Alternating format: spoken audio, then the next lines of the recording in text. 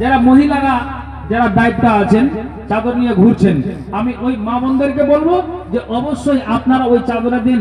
আমি সর্বপ্রথম হাতের দুটা পলা আর নাকের ফুল কানের দুল আমি পেয়েছি, তা আমি তো মা বোনদের বলবো বিহারের মা বোন কাঁচা বাটি থালা সবকিছু দাম দিতে ভালো, আমাদের বাঙালির বেটি ছেলেরা বাহির করবে না।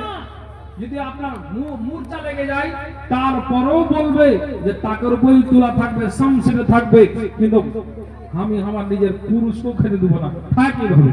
কিন্তু বিহারের মেয়ে ছেলে আলহামদুলিল্লাহ এত ভালো যে কাঁচা বাটি লোটা সব কিছু হাতা করছুন দান করে দিচ্ছে গো। আল্লাহ ওনার প্রতি দয়া করে, সব জায়গা থেকে দেখতে পাচ্ছি। তো মা বোন আপনাদেরকে বলবো আপনারা ওই দানগুলো নিয়ে আসেন, আপনার সুন্নাতি দানগুলো, যেই দান আল্লাহ রাসূল বেশি পছন্দ করেছেন, জি যেমন ওই নাকের কানের হাতের পায়ের, তো এই দানগুলো একটু মেহেরবানি করে দিয়ে আসেন, নিয়ে আসেন মা বোন। কোন বাচ্চাদের হাত দিয়ে পাঠান, কোন ছোট ছেলেদের হাতে দিয়ে পাঠান। মা বোন আপনাদের আমি শুধু সামান্য দুটো পলা পেয়েছি আর একটি নাকফুল পেয়েছি আর কানের দুটো দুল পেয়েছি, বাস। আপনাদের কালেকশন এখনো পর্যন্ত আছে, টাকাগুলো আসেনি। 2500 করে ওই চাদরের দিন দিয়েছে এই মাদ্রাসার জন্য, একটু দামটাকে বাড়িয়ে দিন। আপনাদেরকে বলছি আপনারা কেউ ফসলের জন্য যান না যে হ্যাঁ আমি এতটা ফসল দিচ্ছি 10-20 কেজি করে মাকাইগুলো লিখান হবে, তখন আপনি ইনশাআল্লাহ দিয়ে দেবেন, এগুলো বেচে টাকা হবে। আছেন কি কেউ 1-2 বস্তা সিমেন্ট বলেন যে আমি আছি? কে আছেন সর্বপ্রথম যে আমি 20 কেজি ভুট্টা দান করছি?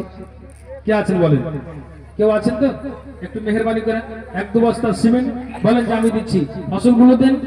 আপনার ইনশাআল্লাহ আল্লাহ তাআলা আপনার রুজি রুটিতে বরকত দিবেন।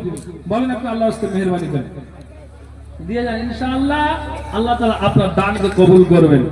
ইনশাআল্লাহ আপনাকে আল্লাহ তাআলা খালি হাত করবেন না, অবশ্যই আল্লাহ তাআলা আপনার রুজি রুটিতে বরকত দিবেন। কেন আল্লাহ তাআলা বলছেন লা ইন শাকারতুম লা আযিদান্নাকুম ওয়া লা ইন কাফারতুম ইন্না আযাবি লাশাদীদ। আল্লাহ বলছেন আমি তোমাকে যা দিয়েছি এটা থেকে তুমি আল্লাহর শুকরিয়া আদায় করো, আল্লাহর কৃতজ্ঞতা জ্ঞাপন করো, আল্লাহর প্রশংসা করো। যদি অকৃতজ্ঞ হও ইন্না আযাবি লাশাদীদ, আমার আযাব বড় কঠিন, সেই আযাবে তোমাদের গ্রেফতার হতে হবে। জি